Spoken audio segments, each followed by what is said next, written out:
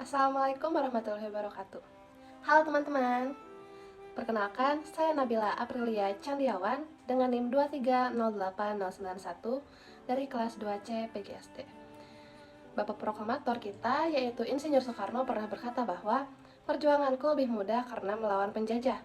Perjuanganmu akan lebih sulit karena melawan bangsamu sendiri. Kalimat tersebut dikutip dari pidato terakhirnya pada tahun 1966. Kata-kata bersejarah dari sang proklamator tersebut mengingatkan kita bahwa betapa pentingnya memahami dan menjaga nilai-nilai fundamental bangsa kita. Melalui video ini, mari kita bersama-sama menyelami sejarah lahirnya 3 pilar utama yang menjadi pemersatu bangsa Indonesia, yaitu yang pertama ada Pancasila, yang kedua Bhinneka Tunggal Ika, dan yang ketiga Undang-Undang Dasar 1945.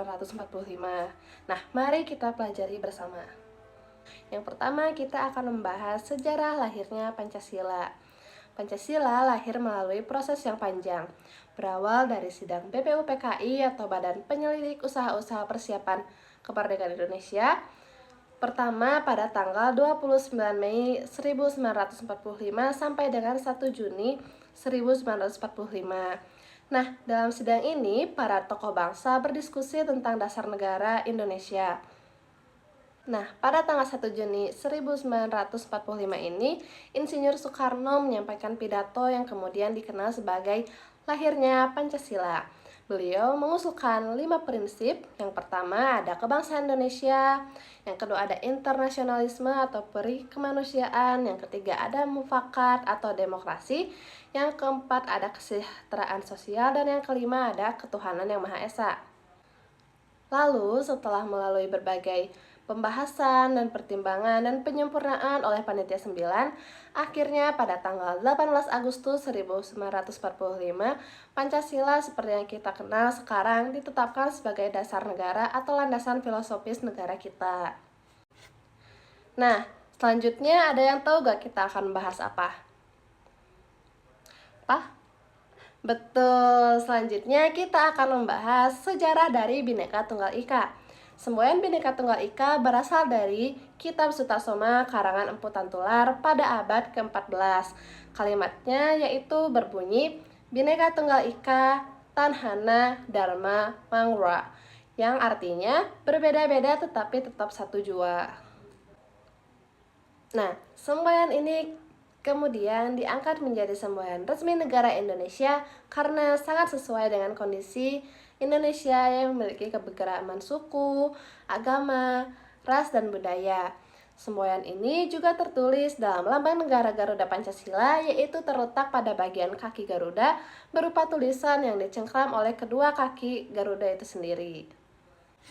Nah, lalu dikutip dari dokumen BPUPKI pada Juni 1945, Muhammad Yamin memiliki pendapat bahwa Bhinneka Tunggal Ika bukan hanya semboyan tetapi falsafah yang mempersatukan bangsa Indonesia.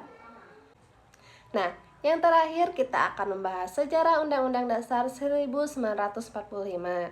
Undang-Undang Dasar 1945 disusun juga oleh BPUPKI dalam sidangnya yang kedua pada tanggal 10 sampai 17 Juli 1945. Pada tanggal 8 Agustus 1945, sehari setelah proklamasi kemerdekaan, Undang-Undang Dasar 1945 ini disahkan oleh PPKI sebagai Konstitusi Negara Indonesia. Nah, Undang-Undang Dasar 1945 ini terdiri dari pembukaan, batang tubuh, serta penjelasan.